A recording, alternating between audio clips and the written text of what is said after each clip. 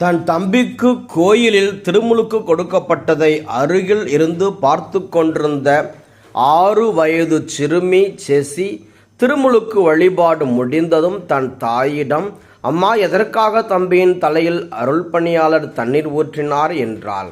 அப்போது செசியின் தாயால் அவளுக்கு பதிலளிக்க முடியவில்லை. வீட்டிற்கு வந்த பின்னரே அவர் அவளுக்கு பொறுமையாக இப்படி விளக்கம் தந்தார்.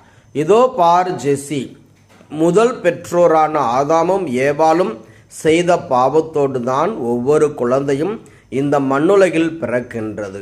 இதற்கு பெயர் பிறப்பு நிலை பாவம், ஜன்ம பாவம். இவ்வாறு பாவத்தோடு பிறந்த உன் தம்பியை ஆண்டவர் இயேசு கழுவி நல்லது செய்ய அழைக்கின்றார் என்பதன் அடையாளமாகத்தான் அவனுடைய தலையில் தண்ணீர் ஊற்றப்பட்டது.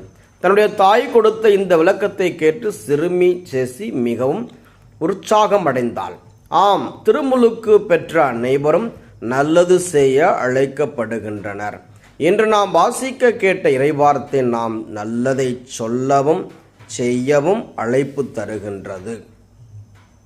தெசலோனிக்கர் நடுவில் பவுல் கடவுளின் வார்த்தையை அறிவித்து விட்டு திரும்பிய பின் அவர்கள் நடுவில் புகுந்த ஒரு சில போலி இறைவாக்கினர்கள் குழப்பத்தை ஏற்படுத்தினர்.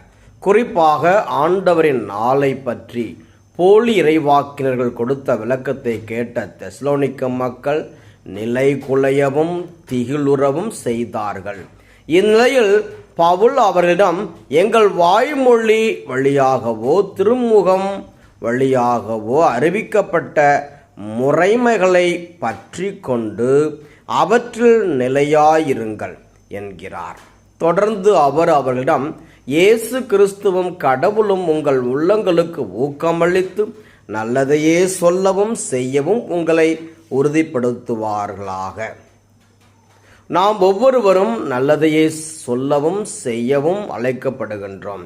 ஏனெனில் ஆண்டவர் தான் சென்ற இடங்களில் எல்லாம் நல்லதையே சொன்னார்.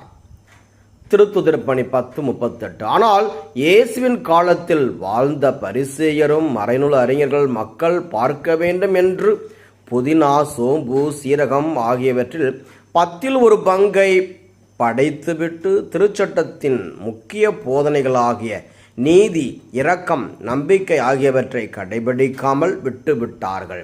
சிறியவற்றை மிக நுணுக்கமாக கடைபிடித்த அவர்கள் முக்கியமானவற்றை கடைபிடியாமல் அல்லது நல்லது செய்யாமல் இருந்தது மிகவும் வேடிக்கையாக இருக்கின்றது.